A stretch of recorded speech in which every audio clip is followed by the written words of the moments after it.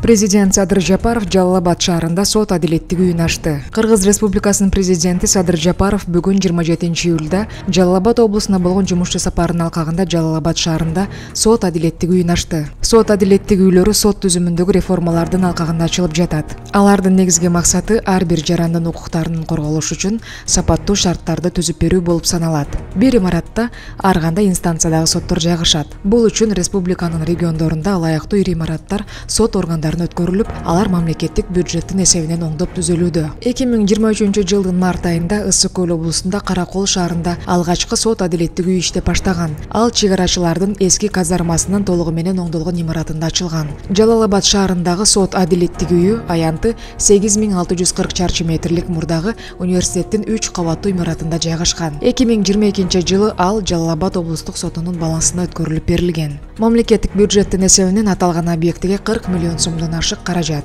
жана президенттин резервдик фондунан кошумча 14 миллион сом жумшалып, тиешелүү реконструкциядан өттү. Бул каражаттарга имараттын реконструкциясынан тышкары сот отурумдар өтүүчү залдардын немеректери толук жаңыланды. Санариптик программалар судьялардын жана сот приставтарынын ишине интеграцияланды. Ошондой эле ден соолугунун мүмкүнчүлүктөрү чектелүү адамдардын жана улгайган адамдардын сот органдарына кайрылуусу үчүн шарттар түзүлдү.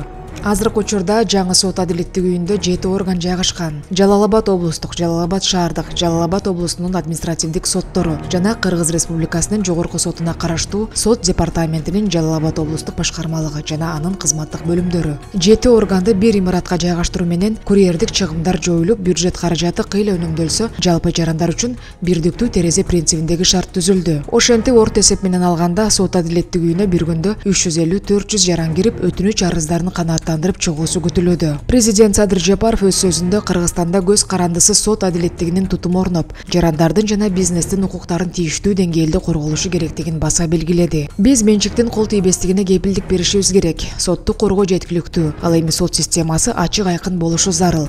Акыркы 1,5 жылда жүргүзүлүп жаткан бардык сот реформаларынын негизги максаты дал ушунда, деди Садыр Жапаров. Сөзүнүн аягында мамлекет башчысы сот системасын реформалоо боюнча иш-чаралардын алкагында ротация болгон судьялар үчүн кызматтык үйлөрдүн курулушу аяктап, аймактык сот органдары үчүн заманбап жаңы объекттер курулуп, ошондой эле өлкө боюнча жаңы сот адилеттик үйлөрүн ачууга даярдык көрүлүп жатканын баса белгиледи. Эске сала кетсек, президент Садыр Жапаров 27-июлдан 31-июлга чейин Жалал-Абад жана Ош облустарына жумушчу сапар менен барарын анын маалымат кызматы кабарлаган. Президент бир катар жаңы объектилердин ачылышына катышат жана бул аймактардагы инфратүзүмдүк долбоорлорду ишке ашыруунун жүрүшү менен таанышат деп айтылган маалыматта.